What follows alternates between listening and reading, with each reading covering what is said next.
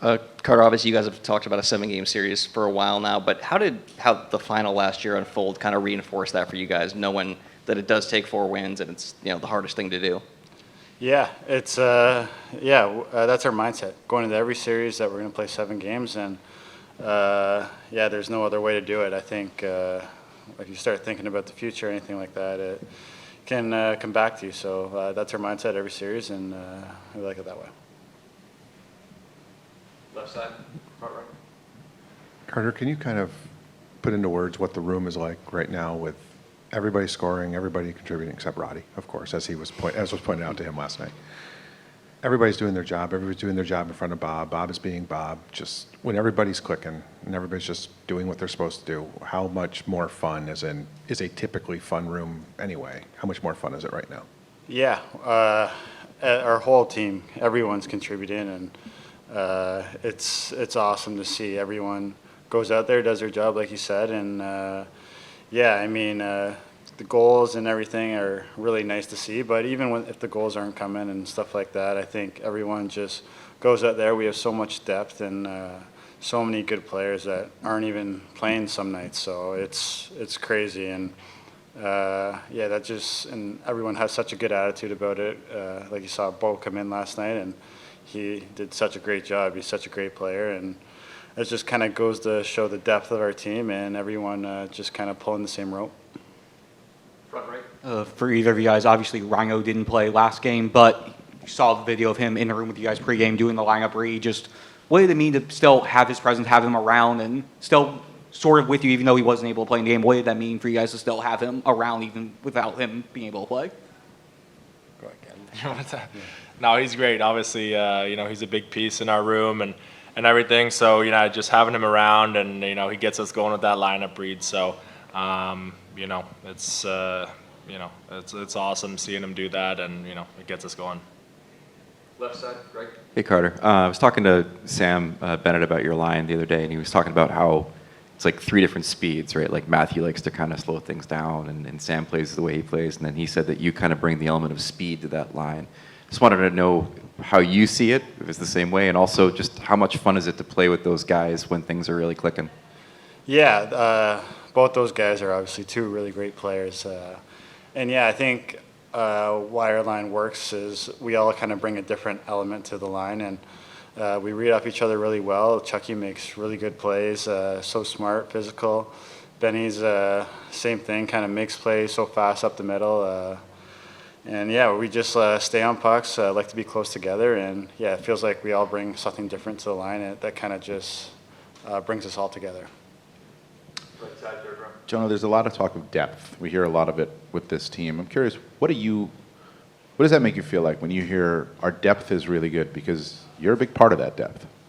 I think, when I hear that, it just means that, our team can rely on us to do our jobs. As our fourth line, I think, we've done a good job at keeping it simple and, keeping the puck out of our end and playing a hard physical game and just doing what's expected of us. There's no secret involved. It's just how we play and what we do, and, we've just been trying to contribute any way we can.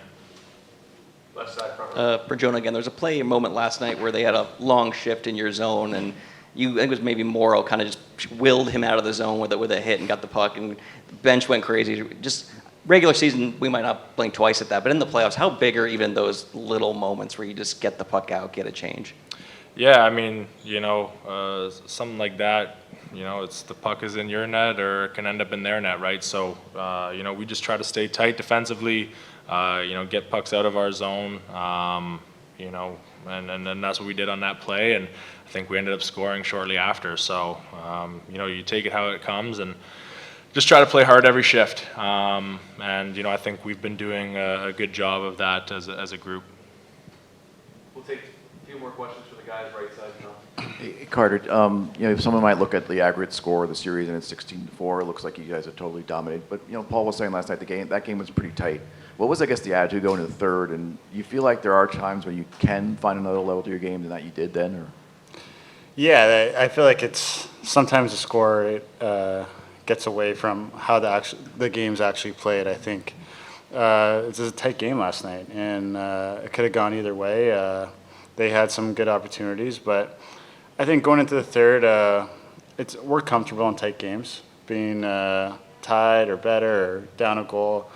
And that's kind of how our team's built. We're really comfortable in those situations, and we've been in a lot of them before in the past. And I think we knew it was just going to take one shot to get the lead, and we kind of held it down after that.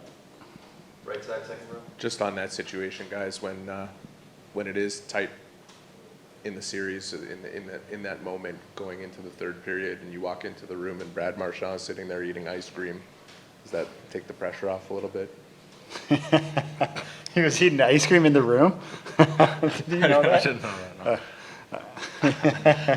Yeah, I mean, I didn't see him eat the ice cream, but I gotta get some. If he's eating the- Yeah, I mean, I think just the maturity of this group or whatever, like, you know, you come into the locker room, down a goal, up a goal, it doesn't matter. Like, we're the same, like, no matter what situation, I think. I think everyone's just, you know, comfortable being uncomfortable at times, you know. And I think that we just have to go out and focus on our game, and that's what we do. We don't let, you know, things that we can't control get to us or whatever. We just have to focus on ourselves, and I think that, you know, our group does a good job of that. 2 more questions, front left. Is actually what I was going to ask about. So neither of you can confirm that there was DQ present after the second period last I didn't night? see any. I mean, I don't know. No, I didn't see any either. I didn't get the memo. Maybe I could have had a bite. I think he said it was cookies and I'm not sure what it was. Cookie dough, thank you. Yeah. Does this surprise you at all that that would be the candidate to bring ice cream in after the second period and then go out and score in the third? No, I mean, he's one of a kind, and he's such a, you can tell, he's been around for so long and such a great leader. And having him on our team is such a huge advantage. He brings so much energy and leadership, and yeah, for him to be in a tight game like that, I guess eating ice cream is pretty crazy. One more question, right side, third row. This is for both of you guys. So Paul was asked this question after last night's game about Panthers culture. Can you guys kind of detail what traits exemplify Panthers culture? Geez, I don't know. I think, you know, Panthers culture is just, you know, the buy-in from everyone. You know, everyone giving it everything they got. You know, no quit. It's just, you know, all that hard stuff that we're prepared to do. You know, whatever it takes to win, and that's what every guy in that room is prepared to do at the end of the day. And I think that's why we've had success over the last few years.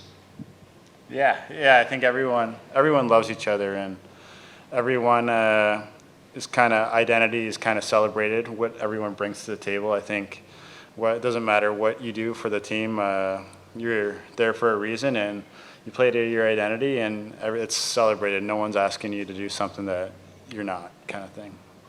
Thank you. Thanks for your time, guys. Thanks. Coach Maurice will be here shortly.